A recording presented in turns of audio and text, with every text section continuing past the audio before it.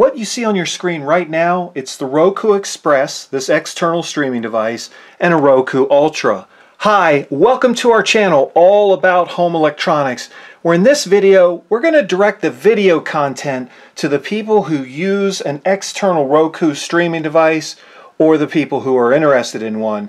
Now currently on the screen you can see what we call the Roku screensaver, which is a beautiful aquarium depiction.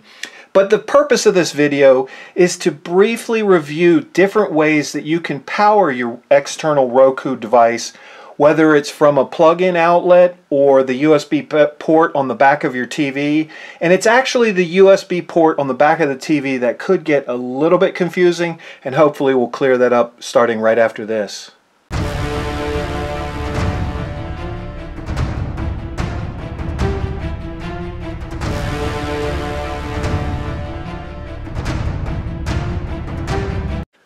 Now the reason that we wanted to go over this particular issue is because we found that we wanted to move our own Roku Ultra from one television to another. And as you probably are well aware, that's pretty easy to do so long as you stay on the same Wi-Fi network or change the Wi-Fi credentials to the new network as you're connecting to the different television. Now the Roku Ultra we found, because we were hoping to be able to power the Roku Ultra through the USB port on the back of the Ultra, and what we determined was that the Roku Ultra, because of all of its built-in features, requires more voltage, 12 volts to be exact, and 1.5 amps of current draw, whereas the smaller Roku streaming devices like the Roku Express, typically you can power them from the USB port on the back of a flat panel television, because it really only needs about 5 volts and then maybe half of an amp, somewhere between half of an amp to an amp, depending on which particular Roku smaller device you plug in. But that doesn't mean that just because you have a USB port on the back of your TV that this is going to work. Now we probably wouldn't be complete without at least telling you the different types of USB cables that are out there today. There's a USB Type A, which is the original one, a USB Type B, USB 3.0, USB Mini, USB Micro, USB Type C, and the USB Micro B. Now, in order to power your Roku device from the USB port on the back of your television, you're going to need a couple of general things. First, you're going to need the correct USB cable.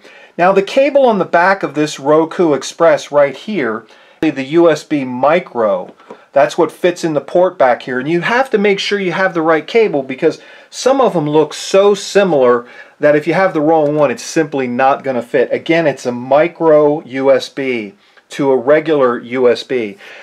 Also, not all televisions, because they have a USB port, are going to be able to power the Roku. If you don't know for certain whether your TV can power the Roku, what you want to do is pull up the owner's manual online for that particular make and model of television and see what type of USB port and what the capabilities are. Because when we were trying to determine originally whether our Roku Ultra could be powered by a USB port, we checked multiple TVs and we found that all of the televisions, the USB port output 5 volts and maybe 500 milliamps up to 1 amp. That was not enough to power the Roku Ultra, and besides, you can't power the Roku Ultra by connecting the USB because it requires 12 volts and 1.5 amps. One of the reasons that we like the Roku Ultra for switching from one TV to another is that the remote control that comes with the Roku Ultra allows us to turn the power of the TV on and off with the remote. Whereas with the Roku Express, and I don't know if this shows up on your screen, there's no power button, so you'd have to have a separate remote for that TV. So just to summarize, you have to have the right USB cable to plug in the USB on the back of your TV to power your small Roku external device, and your television has to have a capable, working USB port in order for that to happen. And as was the case with our Roku Ultra, we simply had to purchase another external plug-in power supply from Roku, which they shipped to us in under 1 week. If you have any questions, please post them in the comments below the video. Here are a few video links we hope you might find useful. If you liked this video or it helped you, please give it a thumbs up and subscribe free to our channel. Thank you for watching. Have a great day.